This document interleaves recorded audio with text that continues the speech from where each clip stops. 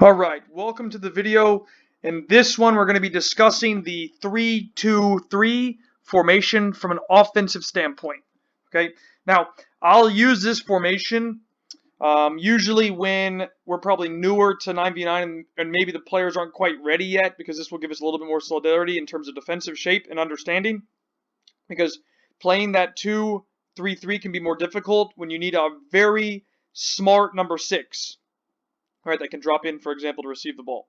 Now, I'm going to show you from building from the back, but in this system, we have the 6 that plays as the middle center back, the 4 is the right center back, and the 5 is the left center back. Okay, and then you have your 8 and 10 as the 2 central midfielders, and 11, 9, and 7 as the front 3, with the 7 on the right, 11 on the left. Okay, so I'm going to show you here from the start. This is how I would start a goal kick scenario. Right, and I would have the goalkeeper take the goal kick and play it to the 6. Okay, this middle center back, assuming that we're playing in the box. Okay, and that way he can slide away to make a back 4. So then we have our back 4 shape again. Versus 3, we should always have a pass out. Okay, now understand that this is a risky scenario because if the goalkeeper's not strong enough with their feet, we're going to be in trouble. Okay, but if you have a good goalkeeper with their feet, it's much easier to play out because there should always be an outlet. So you'll see here, play to the 6. Now I'm going to have the number 10 right in front here as a quick pass to attract pressure between the 3 players. And then we should have an option. So he'll come in to receive. The 6 will play it. Pressure's coming. You can see that we've attracted pressure by these 3. Okay, and now we just keep it. We focus. We play it back to keep possession. This should now attract the 11, the 9 to move. Right, and again, as long as we think ahead of time, now, before I freeze frame here, or before I continue rather, this player will probably move centrally ahead of time, like in this area.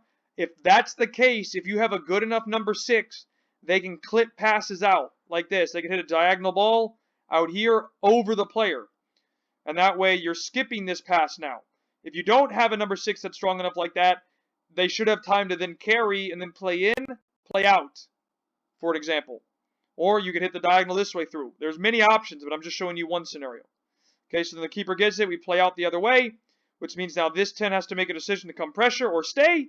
In this scenario, they pressure. We find the gap between. So you can see right there's a gap. We play it in the gap. The 8 can receive and turn. And now we have a breakaway right here. 5v4. Okay, so the 8 can take the space that they have. As they start attracting pressure, you can see the option becomes wide, in, here, or out. In this scenario, we chose wide.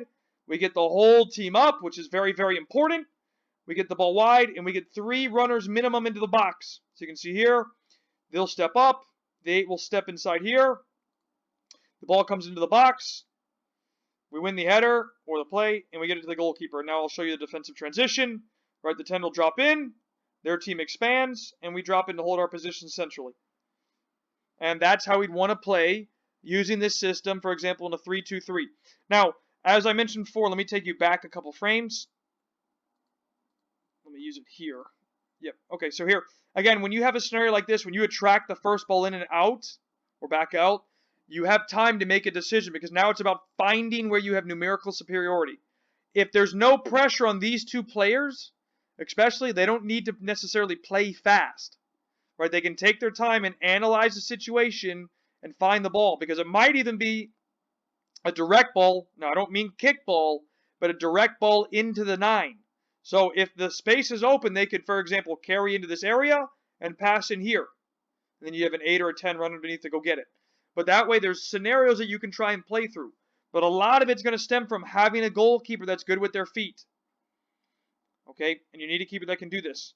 So hopefully that makes a little bit more sense, and I will see you in the next video.